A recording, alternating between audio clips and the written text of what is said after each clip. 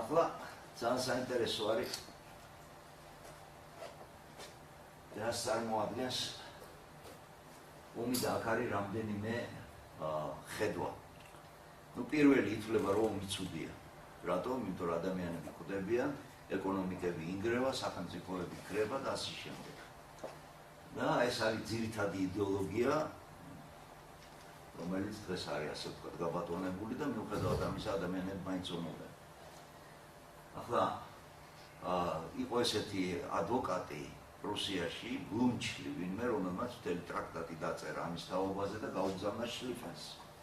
აბა რა სიტყვა ამაზეო და შლიფენი იყო პრუსიული გენერალური შტაბის, ასე ვთქვათ, ერთ-ერთი ავტორი. და მან მიწერა ძალიან საინტერესო პასუხი, რომ ეს კი, მაგრამ ომი რომ არ ყოფილიყო, ვერასოდეს ადამიანი ვერ გაიგებდა რა არის გმირობა. ვერასოდეს ვერ გაიგებდა რა არის თავგანწირვა. ვერასოდეს ვერ გაიგებდა იმას, რომ სხვის სიცოცხლე უფრო ღირებულია ვიდრე შენი, როდესაც თავს წირავ რაღაცას. ანუ იმის თქმა, რომ ომი მაინც და მაინც ცუდია რა, ისეთი საჩოთირო თემაა და ძირითადად ამაზე შეიძლება პასუხი ვერ იპოვო, მაგრამ ყოველ შემთხვევაში საკამათოა. ზოგიერთი იღებს ამას, ზოგიერთი არ იღებს. და ეგ აზროვნება, რომ ის ცუდია თუ რაღაცა, ასევე არ არის ახალი, ისე როგორც დედამიწაზე მართლა არაფერი არ არის ახალი. ზოგიერთ შეიძლება წაგიკითხავთ ასეთი მშვენიერი ნაწარმოები აქვს ხაგავად გიტა, რომელიც დაიწერა დაახლოებით 2600 წლის წინ ინდოეთში. და იქ არის აღწერილი ასეთი საინტერესო სცენა. მემკვიდრეობისთვის ომია. ანუ ერთ მხარეს არის ადამიანი, რომელიც თვლის რომ ტახტი მისია და მეორე მხარეს არის მეორე ადამიანი, რომელსაც ეს ტახტი უყრია. მაგათ გარშემო არის მაგათ სანათესაო ორად გაყოფილი და ვიდრე ბრძოლა დაიწყება, ეს ხდება რაღაც ყურუს ველზე, არ ვიცი ეს ველი სად არის, ვერ გეტყვით ზუსტად. შეიძლება მთლიანად გამოგონილი იყოს სიტუაცია, მაგრამ ამას არ აქვს მნიშვნელობა. და მნიშვნელობა იმას, რომ ბრძოლის დაწყებამდე რაღაც რიტუალები სრულდებოდა და ეს ტრადიციულად მოდიოდა. დღეს უბრალოდ ეს ანაქრონიზმია და უпроსტորად პირველი მსოფლიო ომის დროიდან უკვე ანაქრონიზმია, არანაირი რიტუალები არ სრულდება ბრძოლის წინ. მაგრამ მაშინ მაგალითად მოწინააღმდეგის სარდლს ვიდრე ბრძოლა დაიწყებოდა, შეეძლო მოგახლოვებოდა, დაეთვალიერებინა და წასულიყო უკან. რაც შვილმას არ დააზიანებდა, არ გაუკეთებდა რამე ცუდს და ტახტის მაძიებელმა გადაწყვიტა, რომ ენახა, სახეები ენახა იმათი, ვინც ცოტა ხანში უნდა დაიხოცო. და რომ დაათვალიერა ეს მწკრივი, ძალიან დათრგუნული დაბრუნდა. და მის მეეთლეს ეუბნება, რომ მან გადაიფიქრა ომი. მას არ უღირს ის სისხლი თავის ტახტად. იმიტომ რომ იმდენი ადამიანი უნდა დაიხოცოს და თან უმეტესობა მისი ძალიან ახლო ადამიანები არიან. როგორც ყოველთვის ამ მითოლოგიაში ხდება, ეს მეეთლე აღმოჩნდა კრიშნა. ღმერთი, რომელიც ძალიან საინტერესო რაღაცას ეუბნება. ცდება ის, ვისაც გონია რომ კლავს. ცდება ისიც, ვისაც გონია რომ კლავენ. სიკვდილი წესია დაბადებულისთვის. გარდუალისთვის არ ახამს ჭმომა. ამიტომ მეომარი თავისუფლად შედის სამართლიან ომში. აქ ორი რამეა საინტერესო.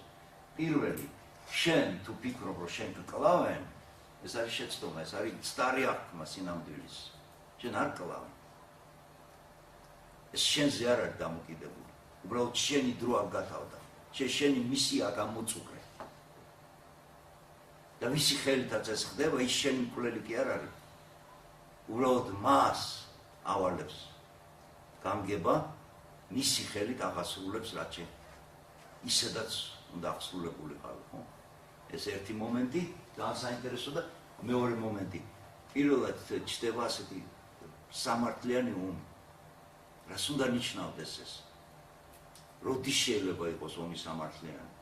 და ბუნებრივია, როდესაც შენ ასე უყურებ, რომ როდესაც შედიხარ ბრძოლაში, შენ იმაზე კი არ ფიქრობ, რომ შენ შეიძლება ვიღაცამ მოკლას. არა. შენ მაგისგან თავის უხდები. ხო? იმიტომ რომ შეიძლება ამ წუთში მოვიდეს ის, რაც შენ გეწერა. შენ უნდა აი ამ ველზე აღსრულებულიყავი. ბუნებრივია თქვა, აი ომში თუ არ დაიღუპა კაცი, მაინც სადღაც მოკვდება, ხო? სხვანაირი ჩვენ არ ვიცით, დავიბადე და დროში მე ვარ ჩაკეტილი. საწყისი მაქვს და არის წერტილი, სადამდეც მიმიშვებს უფალი. უპირაბითად რო ვთქვათ. სანამდე მიმიშვებს ჩემი ბედის წერა, ცოტა სხვანაირად რო ვთქვათ, ხო? სანამდე ჩაითვლება, რომ მე აქ აღვასრულე ცხოვრების ეს ციკლი და გადავდივარ მეორეში, საიდანაც ისევ მოუტრიალდები აქ ახალი დანიშნულებით და ახალი დავალებით. ანუ ის რომ მორალური ის იქნება ომის დროს, ეგ არის შეცდომა. არანაირი დილემა მორალური არ არსებობს. შენ აკეთებ იმას, რაც შენ გაწერია ამ ცხოვრებაში რომ გააკეთო.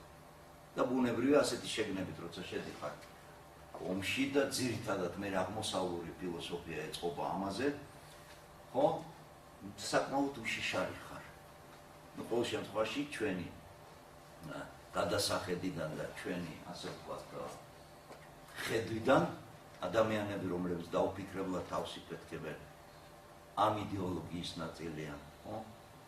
ვისაც აკითხული გაქვს ბუშიდო სამურაების კოდექსი, იქ პირდაპირ წერია, როდესაც შენ ამას ირჩევ როგორც შენ გზას, შენ უკვე მოკვდი. ამიტომ როცა ხვდები მოწინააღმდეგეს, ის შენ ვერაფერს ვერ გიზამს. იმიტომ რომ მკვდარს ხელახლა ვერ მოკლავ. ხო? აი ეს დამოკიდებულება არის ძალიან ისეთი. თუმცა აი ეს ცნობიერება სხვაგან განვითარდა ცოტა სხვანაირად და ის რო სიკვდილი ტრაგიზმია და ასე შემდეგ, ეს არის მთლიანად ევროპული, ასე ვთქვათ, განცდა სამყაროსი. ხო? დაპირისპირებაზე რომ ვილაპარაკ, ხო, მანამდე რატომ ომობს ადამიანი? მე თქვი რომ ყოველთვის ომობს. ჩვენ თავიდან ასე ვთქვით, რომ კონკურენცია, დარჩენის სურვილი ყველა იმას აქვს, ხო?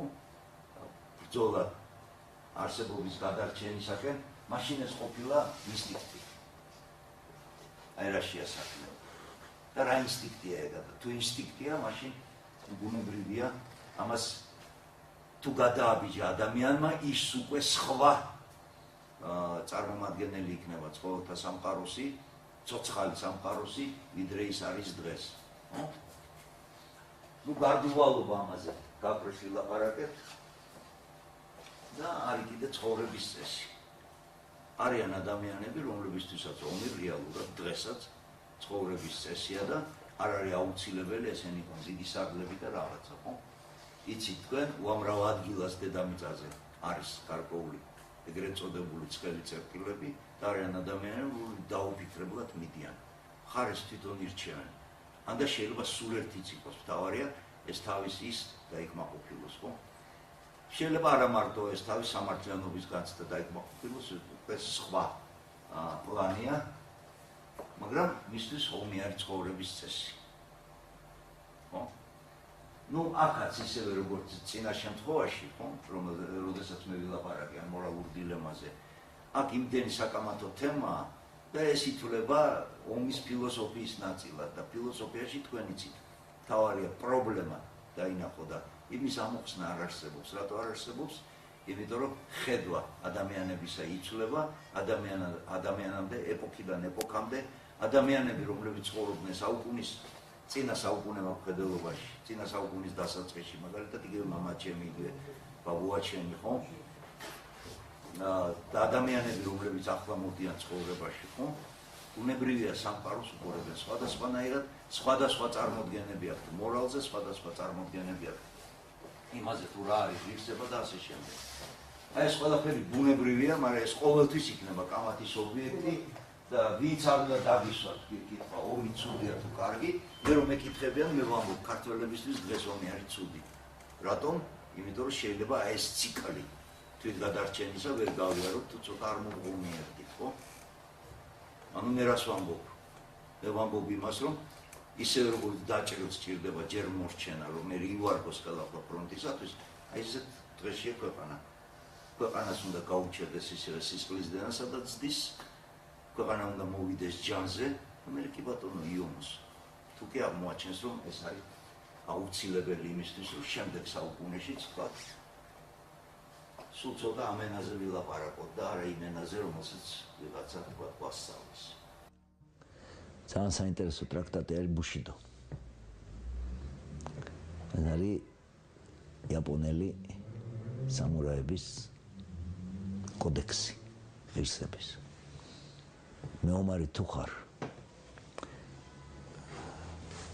პოეზიაც უნდა იცოდე, კაი კალიგრაფიაც უნდა გქონდე. სინაზესაც უნდა აფასებდე. და იცხოვრო ისე თითქოს მოკლეს გუშინ. ანუ შენ წინ კი არ არის სიკვდილი, შენს უკან არის. ეს არის იმათი გაგება მეომრისა. ის რომ ძალიან მნიშვნელოვანი ხარ, ეს შენს მეომრობას აჩვენებს, ნულზე დავყავს, არასოდეს მეომარი არ იქნება. ყოველთვის რაღაცის შეგეშინდება. თუ ძალიან მნიშვნელოვანი ხარ, შეგეშინდება, რომ არ დაგინახოს ვინმე რომ უმნიშვნელო ხარ.